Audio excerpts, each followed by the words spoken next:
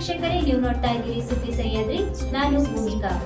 ಮುಖ್ಯಾಂಶಗಳು: ಸಾಗರ ಸಂಯುಕ್ತ ರೈತ ಸಂಘಕ್ಕೆ ಜಿನೇಶ್ ರವರು ಗೌರವಾಧ್ಯಕ್ಷರಾಗಿ ಆಯ್ಕೆ. ಸಾಗರ ನಗರಸಭೆ ವ್ಯಾಪ್ತಿಯಲ್ಲಿ ಅನಧಿಕೃತ ಫ್ಲೆಕ್ಸ್ ವಿರುದ್ಧ ಬಿಜೆಪಿ ಪ್ರತಿಭಟನೆ. ಇದೀಗ ವಾರ್ತೆಗಳ ವಿವರ.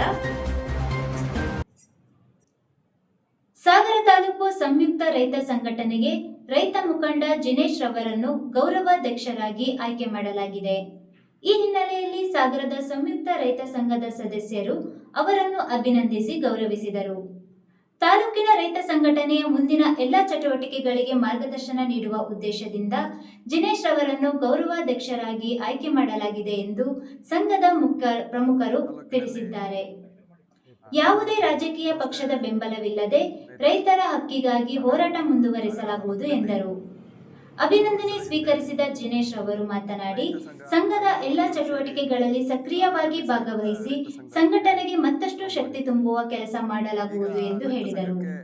ಈ ಸಂದರ್ಭದಲ್ಲಿ ಹೊಯ್ಸಳ ಗಣಪತಿ, ಕುಮಾರ್ ಗೌಡ್ರು ತಟ್ಟೆಕೊಪ್ಪ, ಭದ್ರೇಶ್ ಬಾಳ್ಗೋಡು, ಮಂಜಪ್ಪ ಹಿರಿನೆಲ್ಲೂರು, ರಾಮಪ್ಪ ಶಿರುವಾಳ, ಸುರೇಶ್ ಬೆಳ್ಳಂದೂರು ಹಾಜರಿದ್ದರು. ಗೌರವ ಅಧ್ಯಕ್ಷರನ್ನಾಗಿ ನಾವು ನಿನ್ನೆ ದಿನ ಆಯ್ಕೆ ಮಾಡಿದ್ವಿ. ಅದಕ್ಕೋಸ್ಕರ ಅವರನ್ನ ನಾವು ಇವತ್ತು ಎಲ್ಲ ಸಂಘಟನೆಯವರು ಸೇರಿ ಅವರನ್ನ ಒಂದು ಅಭಿನಂದಿಸುವ ಕೆಲಸವನ್ನ ನಾವು ಇವತ್ತು ಮಾಡ್ತಾ ಇದ್ದೀವಿ.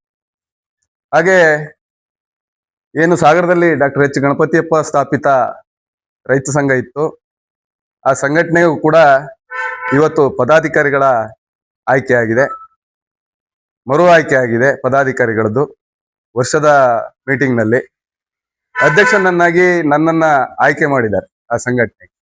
ಹಾಗೆ ಉಪಾಧ್ಯಕ್ಷರಾಗಿ ನಮ್ಮ ಹಿರಿಯರು ತಟ್ಟೆಕೊಪ್ಪದ ಕುಮಾರ್ ಗೌಡ್ರನ್ನ ನಾವು ಇವತ್ತು ಉಪಾಧ್ಯಕ್ಷರನ್ನಾಗಿ ಆಯ್ಕೆ ಮಾಡಿದ್ದೀವಿ.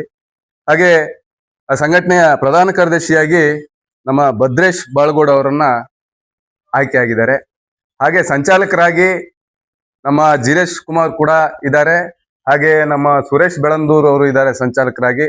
ಆಗ್ಲೇ ಕಿರಣ್ ಕುಮಾರ್ ಅಂತ ಇನ್ನೊಬ್ರು ಇದ್ದಾರೆ, ಅವ್ರು ಕೂಡ ಬಂದಿಲ್ಲ, ಅವ್ರು ಬರ್ತಾರೆ. ಆಮೇಲೆ ಶಿರ್ವಾಳ ರಾಮಣ್ಣ ಅಂತ ಇದ್ದಾರೆ, ಅವರು ಕೂಡ ನಮ್ಮ ಸಂಘಟನೆಯ ಗಣಪತಿಯಪ್ಪ ಸ್ಥಾಪಿತ ಸಂಘಟನೆಯ ಸಂಚಾಲಕರಾಗಿ ಇವತ್ತು ಆಯ್ಕೆ ಆಗಿದ್ದಾರೆ. ಹಾಗೆ ಸ್ನೇಹಿತರೆ, ರಾಜ್ಯ ಸರ್ಕಾರ ಈ ಬಾರಿಯ ಬಜೆಟ್ ಅನ್ನ ಸಿದ್ದರಾಮಯ್ಯನವರು ಮಂಡನೆ ಮಾಡಿದ್ದಾರೆ, ತಮಗೆಲ್ಲ ಗೊತ್ತಿರುವಂತಹ ವಿಚಾರ. ಆ ಬಜೆಟ್ ಅಲ್ಲಿ ಸಾಗರ ತಾಲೂಕಿನ ಕಾಗೋಡಲ್ಲಿ ನಡೆದಂತಹ ಕಾಗೋಡು ಚಳವಳಿ ಏನಿದೆ ಅದರ ಪರಿಚಯವನ್ನ ಇಂದಿನ ಯುವ ಪೀಳಿಗೆಗೆ ಮಾಡುವ ಉದ್ದೇಶದಿಂದ ಏನು ಸಾಗರದ ಹೆಮ್ಮೆಯ ಸಾಹಿತಿ ಡಿಸೋಜ ಅವರಿದ್ರು, ಅವರು ಒಂದು ಕಾದಂಬರಿಯನ್ನ ಬರೀತಾರೆ, ಕೊಳಗ ಅಂತ ಹೇಳಿ. ಆ ಕೊಳಗ ಅನ್ನೋ ಕಾದಂಬರಿ ಏನು 70ರ ದಶಕದ ಹಿಂದೆ ನಮ್ಮ ಕೃಷಿ ಕಾರ್ಮಿಕರ ಬದುಕು ಮತ್ತು ಬವಣೆ ಹೇಗಿತ್ತು ಅನ್ನೋದನ್ನ ತುಂಬಾ ಸ್ವಾರಸ್ಯವಾಗಿ ನಾಡಿಯವರು ಆ ಕಾದಂಬರಿಯನ್ನ ಬರೆದಿದ್ದಾರೆ. ಕೊಳಗ ಅನ್ನ ಕಾದಂಬರಿಯಲ್ಲಿ ಅದನ್ನ ದಾಖಲು ಮಾಡಿದ್ದಾರೆ. ಆ ಕಾದಂಬರಿಯನ್ನ, ಕೊಳಗ ಅನ್ನುವ ಕಾದಂಬರಿಯನ್ನ ನಾಟಕ ರೂಪದಲ್ಲಿ ಈ ನಾಡಿನ ಯುವ ಜನತೆಗೆ ಪರಿಚಯ ಮಾಡಿಕೊಡ್ಬೇಕು ಅಂತ ಹೇಳಿ ಸರ್ಕಾರ ಹಣವನ್ನ ಮೀಸಲಿಟ್ಟಿದೆ ಈ ಸಾರಿ ಬಜೆಟ್ ಅಲ್ಲಿ. ಅದಕ್ಕೋಸ್ಕರ ಈ ಕರ್ನಾಟಕ ಸರ್ಕಾರಕ್ಕೆ ನಮ್ಮ ಸಂಘಟನೆಯ ಎಲ್ಲಾ ಪದಾಧಿಕಾರಿಗಳ ಮುಖಾಂತರ ಅವರಿಗೆ ಅಭಿನಂದನೆಯನ್ನ ಸಲ್ಲಿಸ್ತಾ ಇದ್ದೀವಿ. ನಮಸ್ತೆ. ಮಾಧ್ಯಮ ಮಿತ್ರರಿಗೆ ನಮಸ್ಕಾರ. ನಾವು ಈ ಹಿಂದೆ ಸತತವಾಗಿ 5-6 ವರ್ಷದಿಂದ ರೈತ ಪರ, ಜನಪರ, ಜನರಿಗೆ ಎಲ್ಲಿ ಅನ್ಯಾಯ ಆಗತಿ, ಅವರು ಯಾರೇ ಆಗ್ಬೋದು ಅಂತ ಗಟ್ಟಿ ವ್ಯಕ್ತಿಗಳ ವಿರುದ್ಧ ಧ್ವನಿ ಮಾಡ್ತಾ ರೈತಪರ ಸಾಮಾಜಿಕ ಚಟುವಟಿಕೆ ನಡೆಸ್ಕಿಂತ ಬಂದೆವು.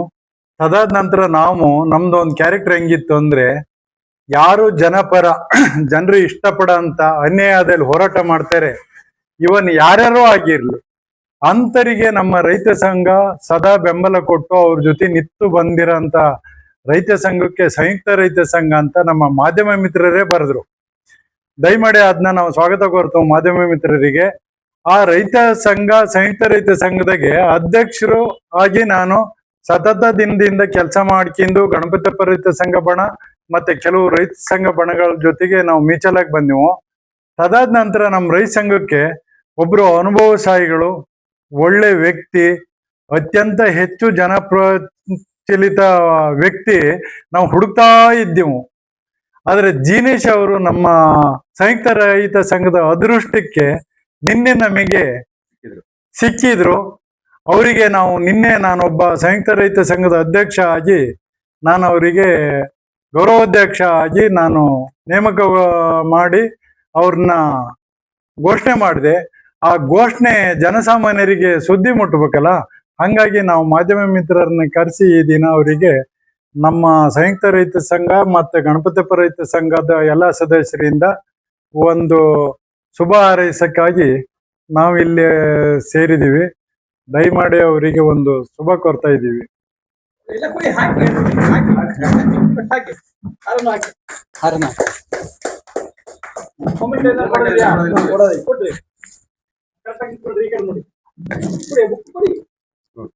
ಸ್ವಲ್ಪ ಹಂಗೆ ಕೊಡಿ, ಎಲ್ಲ ದೂರ ಸರಿ ಇಲ್ಲಾಂದ್ರೆ ಹಿಂಭಾಗ ಹೋಗ್ಬಿಟ್ಟು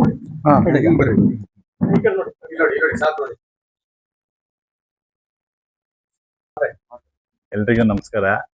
ಇವತ್ತಿನ ಒಂದು ದಿನ, ಇವತ್ತೇನು ಸಂಯುಕ್ತ ರೈತ ಸಂಘ ಸಾಗರ ಘಟಕ ವತಿಯಿಂದ ಏನು ನನ್ನೇನು ಅವರ ಗೌರವಾಧ್ಯಕ್ಷರನ್ನು ಮಾಡಿದಾರಲ್ಲ, ಹಾಗಾಗಿ ನಾನು ಅವರಿಗೆ ನಮ್ಮ ಸಂಯುಕ್ತ ರೈತ ಸಂಘ ಘಟಕಕ್ಕೆ ತುಂಬಾ ಧನ್ಯವಾದಗಳನ್ನು ತಿಳಿಸ್ತಾ ಇದ್ದೀನಿ.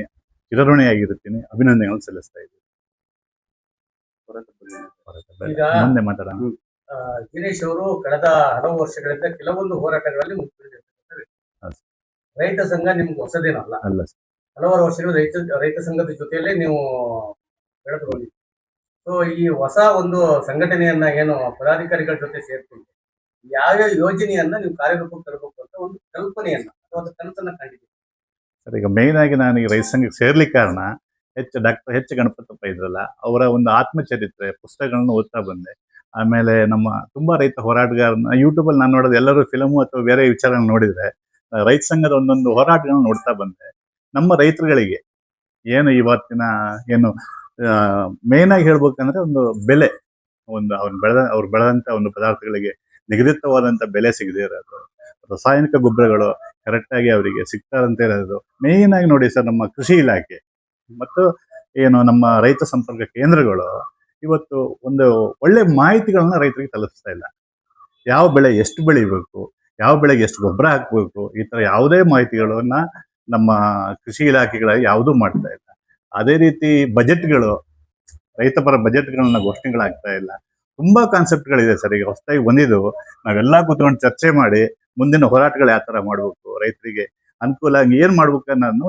ಸಾಗರ ನಗರದ ನಗರಸಭೆ ವ್ಯಾಪ್ತಿಯಲ್ಲಿ ಅನಧಿಕೃತವಾಗಿ ಫ್ಲೆಕ್ಸ್ಗಳನ್ನು ಅಳವಡಿಸುವುದನ್ನು ತಡೆಯಬೇಕು ಎಂದು ಆಗ್ರಹಿಸಿ ಬಿಜೆಪಿ ಪಕ್ಷದ ಸದಸ್ಯರು ನಗರಸಭೆ ಆವರಣದಲ್ಲಿ ಪ್ರತಿಭಟನೆ ನಡೆಸಿದರು. ಈ ವೇಳೆ ನಗರಸಭೆ ಆಯುಕ್ತರಿಗೆ ಮನವಿ ಪತ್ರ ಸಲ್ಲಿಸಿ ಅನಧಿಕೃತ ಫ್ಲೆಕ್ಸ್ ಅಳವಡಿಕೆಗೆ ತಕ್ಷಣವೇ ತಡೆಗಟ್ಟುವ ಕ್ರಮ ಕೈಗೊಳ್ಳಬೇಕೆಂದು ಒತ್ತಾಯಿಸಿದರು. ಮುಂದಿನ ದಿನಗಳಲ್ಲಿ ಈ ಸಮಸ್ಯೆ ಮುಂದುವರೆದರೆ ಉಗ್ರ ಹೋರಾಟ ನಡೆಸುವುದಾಗಿ ಬಿಜೆಪಿ ಸದಸ್ಯರು ಎಚ್ಚರಿಕೆ ನೀಡಿದರು. ಯಾಕಂದ್ರೆ ಮೊನ್ನೆ ನಮ್ಮ ರವಿಯವರು ಸಣ್ಣದಾಗಿರ್ತಕ್ಕಂಥ ಒಂದು ಫ್ಲೆಕ್ಸಿನ ಫೋಟೋ ಹಾಕಿ ತಕ್ಷಣದಲ್ಲಿ ಇದು ಸೂಚನೆ ಬರುತ್ತಿಲ್ಲ, ಬಂದವರಿಗೆ ತಕ್ಷಣ ತೆಗೀರಿ ಅಂತ ಹೇಳ್ತಾರೆ. ಏನು ಇದು ಹಿಂದಿರ್ತಕ್ಕಂಥದ್ದು ಅಂದ್ರೆ DC ಅವರು ಸೂಚನೆ ಕೊಟ್ಟು ಇವ್ರು ತೆಗಿಬೇಕಾ? ಈ ಪರಿಸ್ಥಿತಿ ನಿರ್ಮಾಣ ಆಗಿದೆ ಅಂತಂದ್ರೆ ಇದು ಸಾಗರ ನಗರಸಭೆಯ ಒಂದು ಆಡಳಿತದ ವೈಫಲ್ಯಗಳು. ಯಾಕಂದ್ರೆ ಕಳೆದ ಒಂದು ಏನು ಆಡಳಿತ, ಜನಪ್ರತಿನಿಧಿ ಆಡಳಿತ ಮುಗಿದ ನಂತರದಲ್ಲಿ ಇದೇ ರೀತಿ ಸರ್ವಾಧಿಕಾರಿ ಏಕಚಕ್ರ ಜನತಾ ಪಾರ್ಟಿ ಸಾಗರ ನಗರದಲ್ಲಿ ನಗರಸಭೆಯ ಪಕ್ಷಪಾತ ಧೋರಣೆ, ತಾರತಮ್ಯ ಧೋರಣೆ ಇದನ್ನ ಖಂಡಿಸಿ ಒಂದು ಪುಟ್ಟದಾಗಿರ್ತಕ್ಕಂಥ ಪ್ರತಿಭಟನೆಯನ್ನು ಮಾಡಿದ್ದೀವಿ, ಸಾಂಕೇತಿಕವಾಗಿ ಮಾಡಿದ್ದೀವಿ. ವಿಷಯ ಏನು ಅಂತ ಅಂದರೆ, ಸಾಗರ ನಗರಸಭೆಯ ವ್ಯಾಪ್ತಿಯಲ್ಲಿ ಇವತ್ತು ಸಾವಿರಾರು ಫ್ಲೆಕ್ಸ್ಗಳನ್ನು ಹೊಡಿತಾರೆ. ಎಲ್ಲ ಪಕ್ಷದವರು ಹೊಡಿತಾರೆ, ಕಾಂಗ್ರೆಸ್ನವರು ಹೊಡಿತಾರೆ, ಬಿಜೆಪಿಯವ್ರನ್ನ ಭಾಳ ಕಡಿಮೆ. ಅದನ್ನು ನಾವು ಮೊನ್ನೆ ಆನಂತರ ಹುಟ್ಟಿದಬ್ಬ ಸಂದರ್ಭದಲ್ಲಿ ಒಂದು 7-8 ಫ್ಲೆಕ್ಸ್ಗಳನ್ನು ಹೊಡೆದಿದ್ವಿ. ಆದರೆ ಇಲ್ಲಿ ನಗರಸಭೆಯವರು ನಗರಸಭೆಯ ನಿಯಮಾನುಸಾರನೋ ಅಥವಾ ಅವರ ಒಂದು ನೀತಿ ನಿಯಮಕ್ಕೆ ಅನುಗುಣವಾಗಿಯೋ ಇಲ್ಲಿ ಕಾರ್ಯವನ್ನು ನಿರ್ವಹಿಸ್ತಾ ಇಲ್ಲ. ಬದಲಾಗಿ ಯಾರಿದ್ದೋ ಮರ್ಜಿಗೋಸ್ಕರ, ಯಾರಿದ್ದೋ ಸೂಚನೆಯ ಅನುಸಾರ ಇವತ್ತಿಲ್ಲಿ ಫ್ಲೆಕ್ಸ್ಗಳ ಅಳವಡಿಕೆಯನ್ನು ಮಾಡಿಸ್ತಾ ಇದ್ದಾರೆ. ಕಾಂಗ್ರೆಸ್ ಪಕ್ಷದ ಫ್ಲೆಕ್ಸ್ಗಳು 3 ತಿಂಗಳು 4 ತಿಂಗಳಾದರೂ ಕೂಡ ಅದನ್ನು ತೆರವು ಮಾಡ್ತಾ ಇಲ್ಲ. ಬಿಜೆಪಿಯವರು 7ನೇ ತಾರೀಕು ಫ್ಲೆಕ್ಸ್ ಹಾಕಿದ್ರೆ 8ನೇ ತಾರೀಕು ಸಂಜೆಯಿಂದ ಅದನ್ನು ತೆರವು ಮಾಡ್ತಾ ಇದ್ದಾರೆ. ಹೇಳಲಿಕ್ಕೆ ಹೋದರೆ ಅವಧಿ ಮುಗಿದಿದೆ ಅಂತಾರೆ. ಅವಧಿ ಅಂದ್ರೆ ಯಾವ ರೀತಿ ಕೊಟ್ಟಿದ್ದಾರೆ ಇವರು? ಅವಧಿ ಅಂತ ಹೇಳಿ ಏನಾದರೂ ಅವರು ಅದಕ್ಕೆ ಇದನ್ನು ಕೊಟ್ಟಿದ್ದಾರೆ, ಲೈಸೆನ್ಸ್ ಕೊಟ್ಟಿದ್ದಾರೆ. ಯಾಕಂದ್ರೆ ಇವತ್ತು ಅವಧಿ ಅಂತ ಅಂದ್ರೆ ಅವ್ರು ಏನು ಹಾಕೊಳ್ತಿದ್ದಾರೆ, ನಾನು ಅವಾಗ ಹೇಳಿದೆ ಏನು ಹಾಕೊಳ್ತಿದ್ದಾರೆ. ಇವತ್ತು ಮಾರ್ಚ್ 10ರಲ್ಲಿ ಇದ್ದೀವಿ, ಯುಗಾದಿ ಮತ್ತು ಕ್ರಿಸ್ಮಸ್ ಹಬ್ಬದ ಶುಭಾಶಯ ಅಂತ ಹಾಕೊಳ್ತಾರೆ. ಕ್ರಿಸ್ಮಸ್ ಇರೋದು ಯಾವತ್ತು? ಡಿಸೆಂಬರ್ 25ಕ್ಕೆ. ಯುಗಾದಿ ಇರೋದು ಯಾವತ್ತು? ನಾಡ್ದು 19ಕ್ಕೆ. ಅಲ್ಲಿಗೆ ಡಿಸೆಂಬರ್ ಮುಗಿಯೋವರೆಗೆ ಇವರಿಗೆ ಅವಧಿ. ಬಿಜೆಪಿ ಅವರು 7ನೇ ತಾರೀಕು ಹಾಕಿದ್ರೆ 8ನೇ ತಾರೀಕು ತೆರವು. ಈ ರೀತಿಯ ಪಕ್ಷಪಾತ ಧೋರಣೆ ನಡೀತಾ ಇದೆ. ಇದನ್ನ ಖಂಡಿಸಿ ನಾವು ಒಂದು ಹೋರಾಟ. ಅದ್ರ ಜೊತೆಗೆ ಇವತ್ತು ವಸೂಲಾತಿ ಅಂತೇಳಿ ಹೋಗ್ತಾ ಇದ್ದಾರೆ, ನಮ್ಮ ಬಿಲ್ ಕಲೆಕ್ಟರ್ ವಸೂಲಾತಿಗೆ ಹೋಗ್ತಾ ಇದ್ದಾರೆ, ನೀರಿನ ಕರ ವಸೂಲಾತಿ ಅಂತ. ಅಲ್ಲಿ ಹೋದ ಸಂದರ್ಭದಲ್ಲಿ ಕುದಲಿ ಮತ್ತು ಪಿಕಾಸಿ ಅಂತ ತಗೊಂಡು ಹೋಗ್ತಾ ಇದ್ದಾರೆ, ಗುದ್ಲಿ ಪಿಕಾಸಿ ತಗೊಂಡು ಹೋಗ್ತಾ ಇದ್ದಾರೆ. ಯಾಕಾಗಿ ಅಂತಂದ್ರೆ ದುಡ್ಡು ಕಟ್ಟದೇ ಇದ್ರೆ ಅಗದು ಆ ನಲ್ಲಿನೇ ಅದನ್ನು ಡಿಸ್ಕಾರ್ಡ್ ಮಾಡ್ತಾ ಇದ್ದಾರೆ. ಇದು ನಿನ್ನೆ ದಿನ ವಿನೋಬ್ ನಗರ ಭಾಗದಲ್ಲಿ ನಡೆದಿದೆ, ಜನತ್ ನಗರದಲ್ಲಿ ನಡೆದಿದೆ. ಇದನ್ನ ಭಾರತೀಯ ಜನತಾ ಪಾರ್ಟಿ ಉಗ್ರವಾಗಿ ಕಾಣಿಸುತ್ತೆ. ಯಾಕಂದ್ರೆ ಏಕಾಏಕಿ ಹೋದವಾಗ ಯಾರ ಕೈಲೂ ದುಡ್ಡು ಇಟ್ಕೊಂಡಿರಲ್ಲ. ಒಂದು ಸ್ವಲ್ಪ ಏನೋ ಅರ್ಧನೋ ಏನೋ ಕೊಡ್ತೀವಿ, ಅದ್ರ ನಂತರದಲ್ಲಿ ಕಟ್ತೀವಿ ಅಂತ ಹೇಳ್ತಾ ಇದ್ದಾರೆ. ಅದಕ್ಕೂ ಕೂಡ ಅವರು ಅವಕಾಶ ಕೊಡ್ತಾ ಇಲ್ಲ. ನಿನ್ನೆ ನಮ್ಮ ನಗರಸಭಾ ಮಾಜಿ ಸದಸ್ಯರು ಮಹೇಶ್ ಅವರು ಅವ್ರ ಭಾಗದಲ್ಲಿ ನಾನೇ ಕಟ್ತೀನಿ ನಾಳೆ ಬಂದು ಅಂತ ಹೇಳಿದ್ರು ಕೂಡ ಅವಕಾಶ ಕೊಡ್ದೇನೆ ಕುಮಾರ್ ಹೇಳ್ತಕ್ಕಂಥ ಒಬ್ಬ ಬಿಲ್ ಕಲೆಕ್ಟರು ಆ ಒಂದು ಮನೆಯ ಕನೆಕ್ಷನ್ ಅನ್ನ ಇದು ಮಾಡಿ ಗುದ್ಲಿ ಪಿಕಾಸಿಲಿ ಹೊಡೆದು ಅದನ್ನ ತೆರವು ಮಾಡತಕ್ಕಂಥ ಕೆಲಸವನ್ನು ಮಾಡಿದ್ದಾನೆ. ಇದನ್ನ ಭಾರತೀಯ ಜನತಾ ಪಾರ್ಟಿ ಉಗ್ರವಾಗಿ ಕಾಣಿಸುತ್ತೆ. ಇವತ್ತು ಆಯುಕ್ತರು ನಾಳೆ ಬಂದ ಮೇಲೆ ಆ ಕುಮಾರ್ ಅವ್ರಿಗೆ ಕರೆಸಬೇಕು, ಅವರನ್ನ ಸೂಕ್ತ ತನಿಖೆ ಆಗಬೇಕು. ಯಾಕಾಗಿ ಈ ರೀತಿ ಮಾಡಿ? ಯಾಕಂದ್ರೆ ಬಡವರು ಯಾರು ಕೂಡ ಮನೇಲಿ ಸಾವಿರಾರು ದುಡ್ಡು ಇಟ್ಕೊಂಡಿರಲ್ಲ. ಇವ್ರಿಗೆ ತಾಕತ್ತಿದ್ರೆ ಅಲ್ಲಿ ಶ್ರೀಮಂತರ ಮನೆಗಳ ಲಕ್ಷಾಂತರ ರೂಪಾಯಿ ಬಾಕಿ ಇದೆ, ಅದನ್ನು ವಸೂಲಿ ಮಾಡಿ. ಅದನ್ನು ಬಿಟ್ಟು ಬಡವರು ಭಾರತ್ ಮಾತಾ ಕಿ ನಗರಸಭೆಯ ದಿವ್ಯ ನಿರ್ಲಕ್ಷ್ಯಕ್ಕೆ, ನಗರಸಭೆಯ ಪಕ್ಷಪಾತಿ ಧೋರಣೆಗೆ, ನಗರಸಭೆಯ ಪಕ್ಷಪಾತಿ ಧೋರಣೆಗೆ ಭಾರತ್ ಮಾತಾ ಕಿ. ಇನ್ನೂ ಒಂದು ವಿಷಯ ಇದೆ ಹೇಳ್ಬೇಕಾಯ್ತು, ಮರ್ತಿದ್ದೀನಿ. ಇವತ್ತು ಇಲ್ಲಿ ಫ್ಲೆಕ್ಸಿನ ವಿಚಾರಕ್ಕೆ ಮಲ್ತಾಯಿ ಧೋರಣೆ ಅಂತ ಹೇಳಿ ನಮ್ಮ ಭಾರತೀಯ ಜನತಾ ಪಾರ್ಟಿ ಅಧ್ಯಕ್ಷರಾಗಿರ್ತಕ್ಕಂತಹ ಗಣೇಶ್ ಪ್ರಸಾದ್ ಅವರ ನಾಯಕತ್ವದಲ್ಲಿ ಹೋರಾಟವನ್ನು ಹಮ್ಮಿಕೊಂಡಿದ್ವಿ. ಈ ಹೋರಾಟ ಒಂದು ಪಕ್ಷದ ನಾಯಕರಿಗೆ ಸೀಮಿತವಾಗಿರ್ತಕ್ಕಂತಹ ಫ್ಲೆಕ್ಸಿನ ಅಳವಡಿಕೆಯ ಧೋರಣೆ ವಿರುದ್ಧ ನಾವು ಹೋರಾಟವನ್ನು ಮಾಡ್ತಿದ್ದೇವೆ. ಮೊನ್ನೆ ನಮ್ಮ ಮಾಜಿ ಶಾಸಕರು ನಮ್ಮ ನಾಯಕರಾಗಿರ್ತಕ್ಕಂಥ ಹರ್ತಾಳ್ ಹಾಲಪ್ಪನವರ ಹುಟ್ಟುಹಬ್ಬದ ಪ್ರಯುಕ್ತ 6ನೇ ತಾರೀಕು ಫ್ಲೆಕ್ಸ್ ಹೊಡೆದಿದ್ವಿ. ಅದನ್ನ 9ನೇ ತಾರೀಕು ತೆರವು ಮಾಡಿದ್ರು. ಹಾಗೆ ಅದ್ರ ಹಿಂದೆ ಶಿವಾಜಿ ಮಹಾರಾಜರ ಜಯಂತಿ ಇತ್ತು. ಆ ಜಯಂತ್ಯೋತ್ಸವದ ಕಾರ್ಯಕ್ರಮದ ಫ್ಲೆಕ್ಸ್ ಅನ್ನು ಕೂಡ 2 ದಿನ ಇರೋದಕ್ಕೆ ಬಿಟ್ಟಿಲ್ಲ. ಆದ್ರೆ ಈಗಿನ ಶಾಸಕರಾಗಿರ್ತಕ್ಕಂಥ ಗೋಪಾಲ್ ಕೃಷ್ಣ ಬೇಳೂರವರ ಏನು ಬ್ಯಾನರ್ಗಳು, ಮಾರಿ ಜಾತ್ರೆ ಬ್ಯಾನರು, ಹುಟ್ಟಿದಬ್ಬದ ಬ್ಯಾನರು, ಅವ್ರ ಶಿಷ್ಯಂದಿರು ಹಾಕಿರೋ ಅಂತ ಅವ್ರ ಮುಖಪುಟ ಏನಿರುತ್ತೆ ಆ ಬ್ಯಾನರ್ಗಳ ಹಾವಳಿ ಏನಿದೆ 3 ತಿಂಗಳಾದ್ರೂ ತೆರವಾಗಿಲ್ಲ. ಮೊನ್ನೆ ಅಲ್ಲಿ ಮೇನ್ ರೋಡ್ ಅಲ್ಲಿ ನಾವು ಈ ನಮ್ಮ ಫ್ಲೆಕ್ಸ್ ತೆಗಿಬೇಕಾದ್ರೆ ಹೋಗಿ ವಿನಂತಿಯನ್ನ ಪ್ರತಿಭಟನೆಯನ್ನ ಮಾಡಿದ್ವಿ ಅಧಿಕಾರಿಗಳ ಹತ್ರ. ಅವಾಗ ಅದು 4 ತಿಂಗಳ 3 ತಿಂಗಳಾಗಿತ್ತು ಫ್ಲೆಕ್ಸ್ ಹಾಕಿ. ಸಾರ್ವಜನಿಕರೆಲ್ಲ ಬಂದು ಭಯಕ್ಕಿಡ್ಬಿಟ್ರು. ಏನ್ರಿ 4 ತಿಂಗಳಾಗಿರೋ ಫ್ಲೆಕ್ಸ್ ತೆಗ್ದಿಲ್ಲ, 3 ದಿವಸದ ಫ್ಲೆಕ್ಸ್ ತೆಗಿಯಕ್ ಬಂದಿದ್ದೀರಿ, ಶಿವಾಜಿ ಮಹಾರಾಜರ ಫ್ಲೆಕ್ಸ್ ಎತ್ತಿ ಹೋಗ್ಬಿಟ್ಟಿರಿ ಅಂತ ವಿರೋಧ ಮಾಡಿದವಾಗ ಅವಾಗ ಆ ಫ್ಲೆಕ್ಸ್ ಅನ್ನ ತೆರವು ಮಾಡಿದ್ರು. ಆಯ್ತು, ಫ್ಲೆಕ್ಸ್ ಹಾಕಿದ್ದು ಅವ್ರ ದುಡ್ಡು ಅವ್ರು ಹಾಕಿದ್ದಾರೆ ಅಂತ ಹೇಳಿ ನಾವು ಖುಷಿಯಿಂದ ಇದ್ವಿ. ಅದು ನೋಡಿದ್ರೆ ಮೊನ್ನೆ ಒಂದು ಮಾಹಿತಿ ಬರುತ್ತೆ, ಮಾರಿಕಾಂಬೆ ಜಾತ್ರೆ, ಮಾರೇತಾಯಿ ಜಾತ್ರೆಯ ಏನು ಬ್ಯಾನರ್ MLA ಅವರು ಹಾಕಿದ್ರು, ಆ ಬ್ಯಾನರಿನ ದುಡ್ಡು MLA ಕೊಟ್ಟಾರಂತ ನಾನು ಜನರು ಹಂಗೆ ನೀವು ಹಂಗೆ ತಿಳ್ಕೊಂಡಿದ್ರಿ. ಆದ್ರೆ 2 ಲಕ್ಷ ರೂಪಾಯಿ ಏನು ಇವರು ಟಿವಿ ರೀತಿಯಲ್ಲಿ ಹಾಕ್ತಾರಲ್ಲ, ಏನಣ್ಣ ಅದು LED ವಾಲ್, ಅದಕ್ಕೆ 2 ಲಕ್ಷ ರೂಪಾಯಿ ಬಿಲ್ ಅನ್ನ ಮಾರಿಗುಡಿ ಸಮಿತಿ ಕೊಟ್ಟಿದೆ. ಇದನ್ನ ಅವ್ರು ಬಂದು ಪ್ರಮಾಣ ಮಾಡ್ಲಿ, ಇಲ್ಲ ಮಾರಿಗುಡಿ ಸಮಿತಿ ಕೊಟ್ಟಿಲ್ಲ ಅಂತ ಹೇಳಿ. ಈಗ 4.5 ಲಕ್ಷ ರೂಪಾಯಿ ಬಿಲ್ಲು, ಫ್ಲೆಕ್ಸಿನ ಬಿಲ್ಲು, MLA ಏನು ಫ್ಲೆಕ್ಸ್ ಹೊಡೆದಿದ್ದ ಅದ್ರ ಬಿಲ್ಲು, ಮಾರಿತಾಯಿ ಹುಂಡಿ ಹಾಕಿರೋ ಜನರ ದುಡ್ಡದು.